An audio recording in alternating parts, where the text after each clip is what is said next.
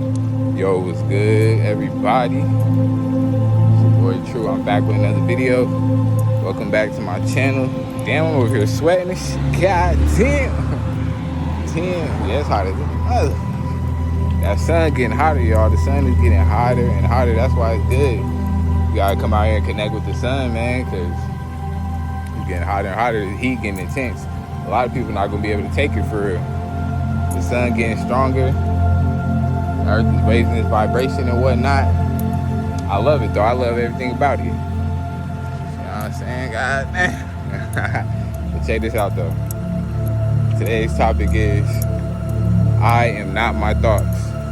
Something I forgot to add in that other video. I am not my thoughts.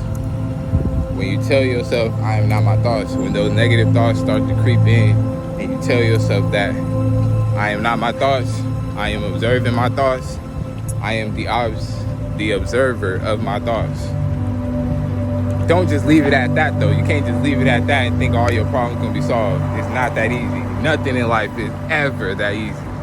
You still gotta put in the work to actually observe your thoughts.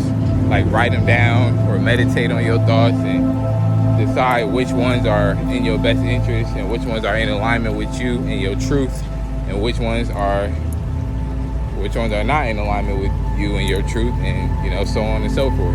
But yeah, just a little quick chime in. All right, peace.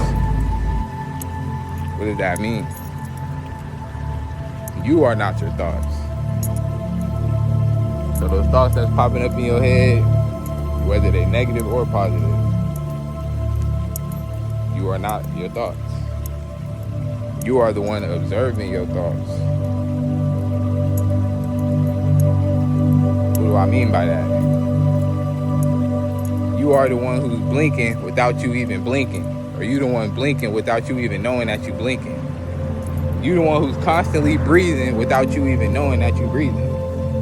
And as soon as you become aware of that, now it's a part of you that's like, oh shit. Now it's a part of you that's like, oh shit, and try to take control of it. That's your ego right there. That's your ego and shit. But like I was saying, yo, what's good? How y'all doing? But yeah, like I was saying, I am not my thoughts. You are not your thoughts. And as soon as you sit with yourself and tell yourself that, it's gonna be a part of you that try to take control all of a sudden. That's your ego. And that is not who you are. You are the one observing your thoughts. So you have complete control over which thoughts you attach to and which thoughts you feed into and which thoughts you just let go and just let flow right by you. Why is that important? Because knowing that you are not your thoughts, you will now learn to detach from your thoughts and detach from the feelings that come with each one of those thoughts. With you knowing that you are not your thoughts, you can now observe your thoughts and let them flow like they're meant to do. Your thought forms is air, so it's just like the wind is meant to flow. But when you get attached to them and hold on to them, they get stuck in one area. They get stuck in your head. That's how you get trapped in your head a lot. But the whole basis is it's thought forms just flying around, floating around, just like air. But when you learn to let go, that's when you're just starting to allow them to flow and they not just all getting trapped inside of your head right here. Why is all of that important? Because if you know that these thought forms are just air and they're just in the air floating around, the only reason why you got a hold of those thoughts is because that's just the air that was around you at the time and it just was in alignment with your mind and your brain. So knowing this, it's like you don't have to detach to it. You can just let that shit flow. So whenever a thought pop up in your head that you don't want, take time to just slow down, breathe, and say, I am not my thoughts. I am observing my thoughts. I am the observer of my thoughts. Just try it out, bro. I promise you. It helped me out a lot, you feel me? It helped me out a lot. Because I'll be getting these negative thoughts in my head, and I'm like, bro, where's all these thoughts coming from? Like, nigga, nigga, what the fuck? This ain't even me. Like, why am I getting all these thoughts? But that's exactly the point. Those thoughts aren't you. You just found yourself in the same in the same area as those thought forms. So therefore you took on those thought forms, you know?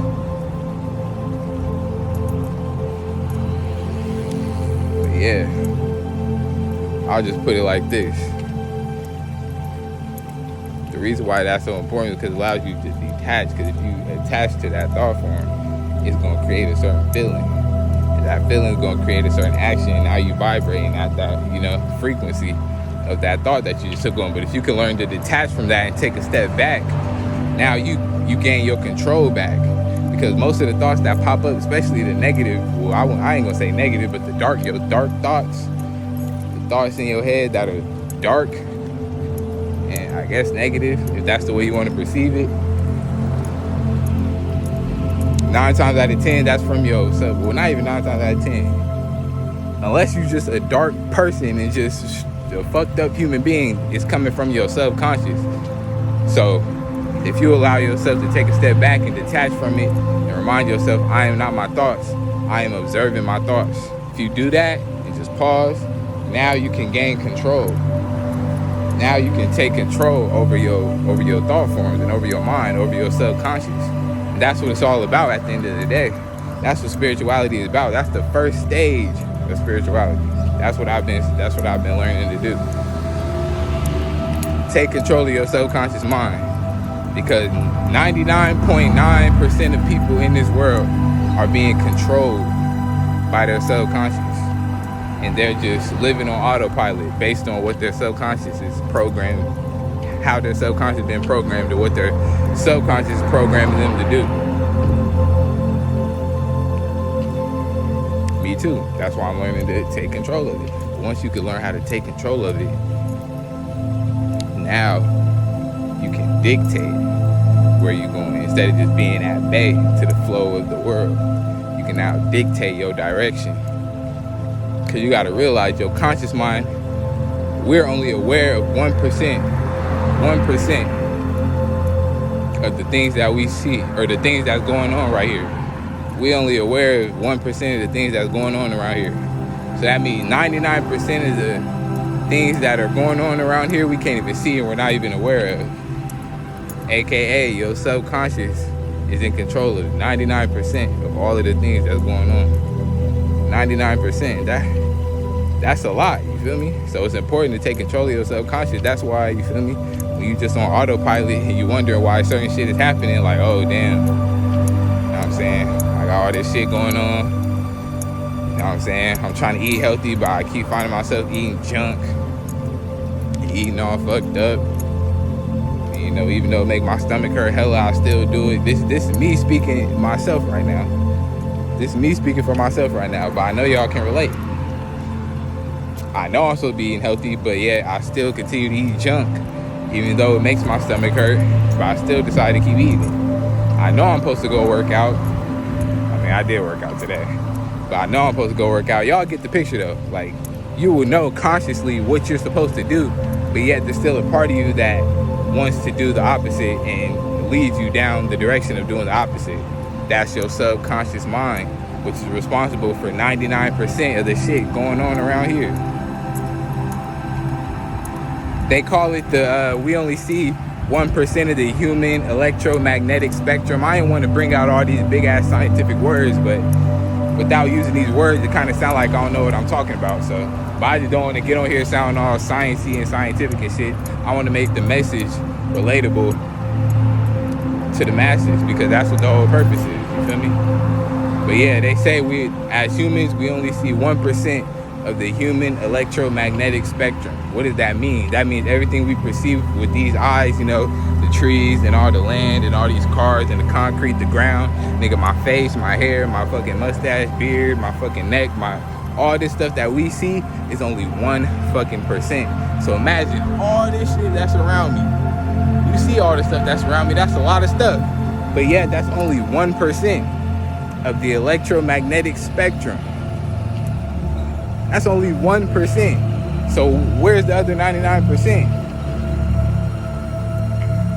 You gotta see it with your other eye, you feel me? Your first eye. Your first eye. They call it your third eye, but it's really your first eye. Cause that's the first eye you have when you're born. That's the first eye you're able to see through when you're born. These two eyes is closed. Well, I mean, before you're born. While you in the womb, these eyes ain't open. You can't see shit with these eyes. While you in the womb, it's this eye. And while you developing, it's this eye. Then as soon as you get out the womb, they hit you with that shot. Now this shit is done for. They know exactly what the fuck they doing. They just cut off your whole, that's your intuition right here. They cut off your whole connection to the spiritual realm, to that other 99%. They know what the fuck they doing, bro.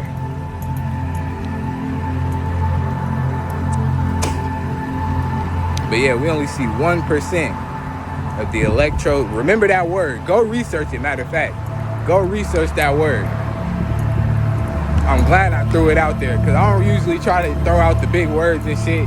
It sound all scientific and whatnot, but motherfuckers gonna be thinking I don't know what I'm talking about if I don't, you know what I'm saying? Come with some facts, so there you go. We only see 1% of the electromagnetic spectrum. The other 99%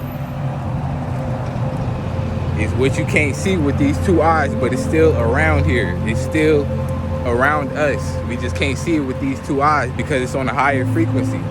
We only can see with these two eyes the things that are on our frequency, which is on the lower frequency, the third dimension.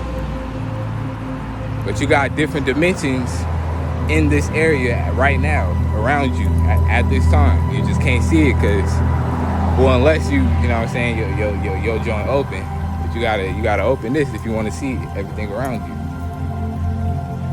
That's the only reason why they say the third eye is a bad thing. It's really not a bad thing. It's just depending on who you are as an individual. A lot of people rush in to open their third eye before they cleanse out all of their trauma and all of their demons, and before they cleanse out all of that negativity. They don't do the shadow work, pretty much what I'm trying to say. They try to open this before they do the shadow work, which is a fucking setup. You're just setting yourself up for failure, literally. Because now you're going to see all them demons and all them negative, you know, low vibrations that's around you at the time. But if you cleanse all that out, then open your third eye, you're going to see nothing but love. You're going to see nothing but love and positivity. But people not, you know, willing to put in that work within themselves, the inner work. Everybody want to do the external work, but nobody want to do the inner work, though. You know? So when it come down to it, that's the inner work. You know, doing the shadow work and getting in touch with your shadow self. That's what it is, you know? But yeah, without making this video too long, man, I don't want to make it too long. That's 2 vids in one day. Hope y'all appreciate it, man. I enjoyed dropping this vid for y'all. If you made it this far, you're a real one. You know what I'm saying? Shout out to you. Yeah, man, I'll see you on the next one. Peace out.